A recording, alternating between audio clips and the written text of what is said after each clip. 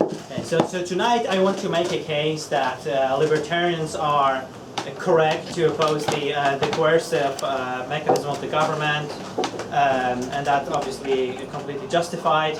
And however, at the same time, I think they libertarians it would be wise to also pay attention to another coercive hierarchy that's universal and which perhaps has an even bigger impact on our lives than the government does. And I want to explain why I think that's the case, and hopefully make you maybe think about this in a different way, because I think it's a very important subject that I haven't seen discussed a lot in this circle, at least. So, yeah, so libertarianism is based on the non-aggression principle, as in libertarians believe that it's not okay for governments to impose social programs through coercion, right?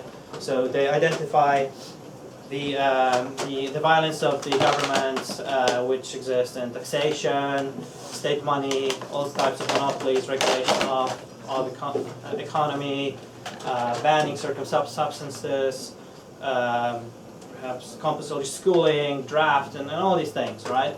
And however, there's another structure that also can and very often is very coercive, which also regulates how people ought to behave, regulates their social life, regulates their education, regulates what people eat, how they sleep, what they're allowed to play and what they're not to play, and that social structure is the family.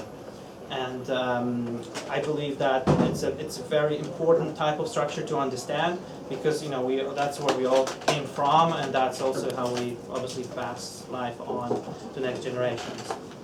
And so the forms of aggression that are common in families, unfortunately, involve things like spanking children, all forms of corporal punishment, spanking, smacking, hitting, shaking, pushing, which, in my opinion, very clearly violate the non-aggression principle. Some people might not agree with that, but I think it is a form of NAP violation. And there are also mild forms of aggression that are even more common in families, such as shaming, mocking, sarcasm, putting children on naughty spots, limiting access to food, or over-regulating access to food and access to sleep, and all these sort of more subtle forms of emotional and verbal aggression. So the question is, like, what consequences does corporal I'm only going to talk about the corporal punishment and the physical aggression. I'm not going to talk about the verbal one, just to limit the scope of this. So I'll give you some facts about what impact corporal punishment has on children. I'm going to read it out because there's a few things. So, for example, according to meta-analysis, corporal punishment results in increased aggression, depression, unhappiness, anxiety, feelings of hopelessness, use of drugs and alcohol, reduced intelligence, delinquency, spousal assault, and attachment disorders for children who've experienced that in later life. Neuroimaging studies suggest that physical punishment reduces the volume of brain gray cells in areas associated with IQ. So, for example, it can cause deterioration. So, for a child who suffers corporal punishment, their IQ can drop on average by 5%, and even small amount of spanking makes a difference. And like the more corporal punishment you experience, the bigger the drop in intelligence. And that was published in Pediatrics in 2012,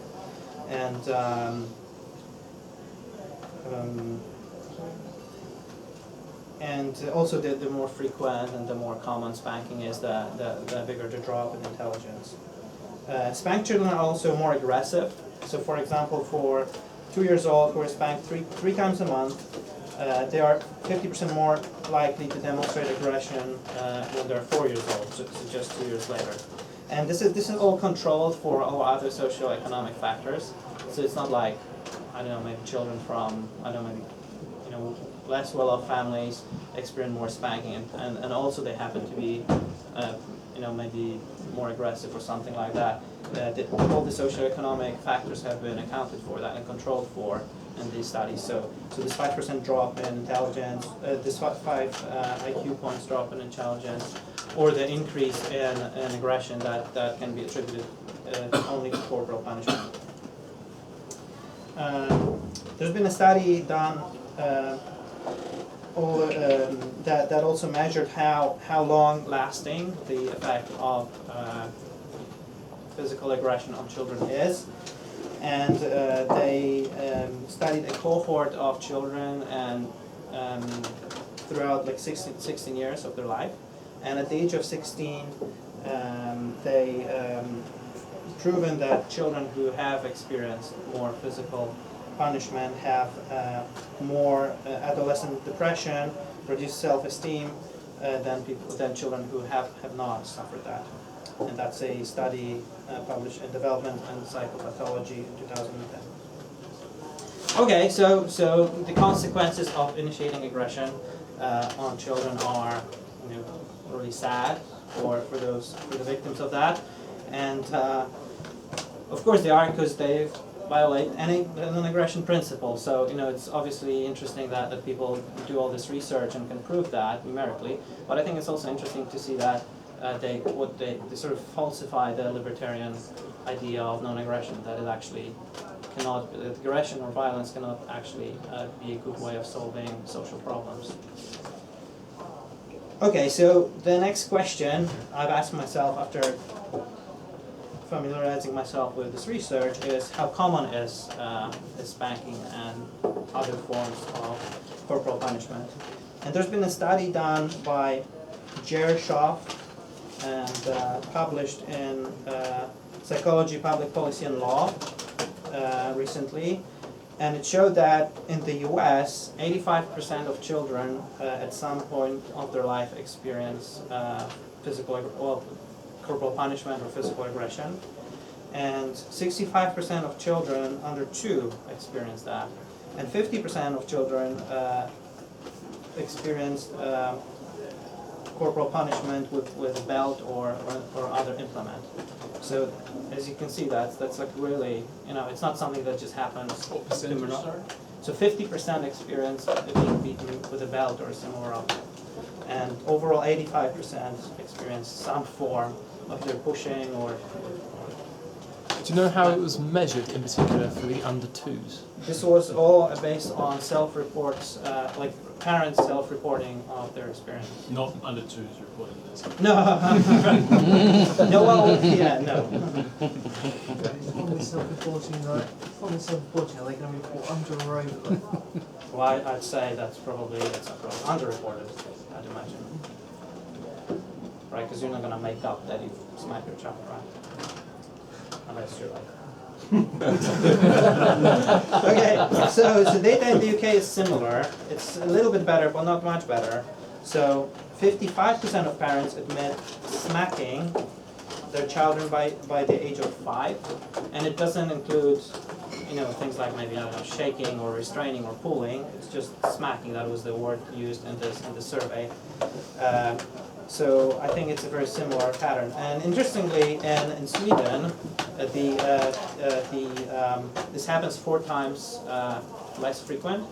So where in the US it was 85%, in Sweden it was like 22% of children experience physical punishment, which is obviously a massive difference.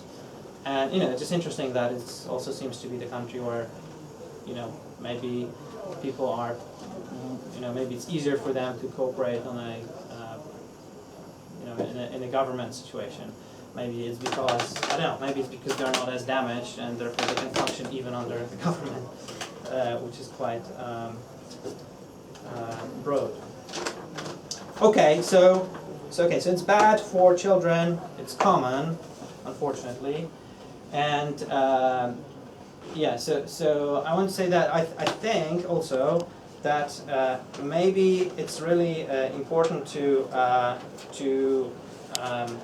have a generation of children who have not experienced because basically, if being spanked makes you, aggressive and depressed and less intelligent, then this is not the kind of people who are likely to be sort of on the libertarian side in the social struggle.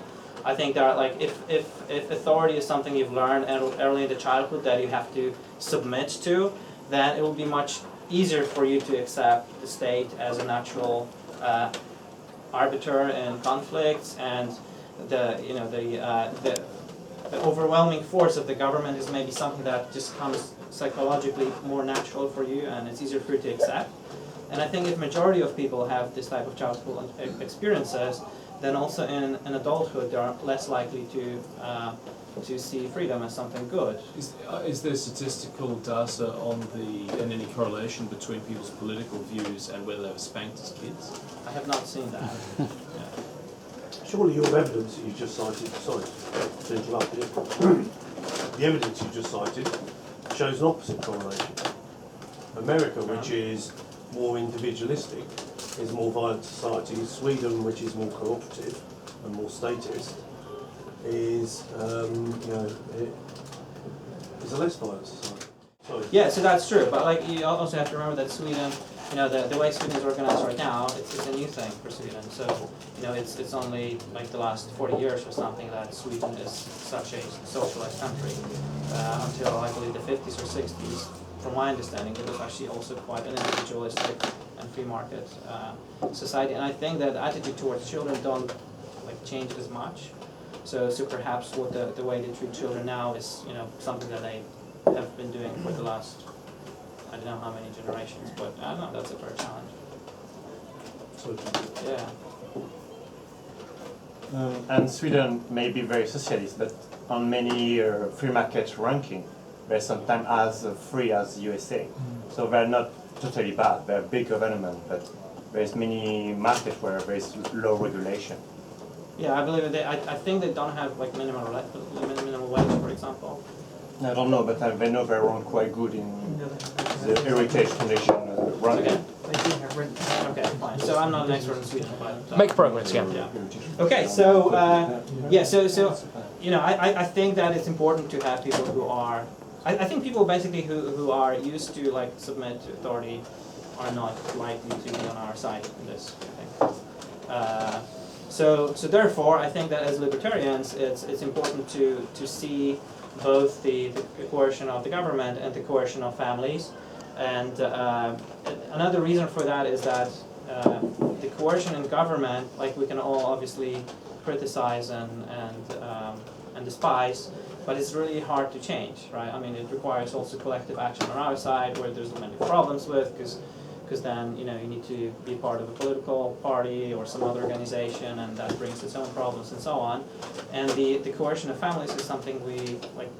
If you're a parent, then you completely control that, right? That's something that you can change your attitude towards your children. Just there's no dependency on anyone else. If you're not a parent, but maybe you're an uncle or you have children within your immediate social cycle, then you can also influence it to some extent by providing information and explaining, and that's something that you can actually it's in your hands to change, which is quite for me it's very empowering that that's a part of the libertarian, or at least libertarian compliant philosophy that's very practical and something we can do about. And even if you don't have children in your immediate cycle, then your own childhood is something that you can process from the perspective of the power structures and how that influenced you. So yeah, I think this area is a massive opportunity for libertarians to actually make the world a better place. I don't think libertarians historically have paid a lot of attention to family and the coercive hierarchies within the family, but and I think they should. And I think if we do that, then there's a good chance we can actually change something for ourselves and in the long run the world as well.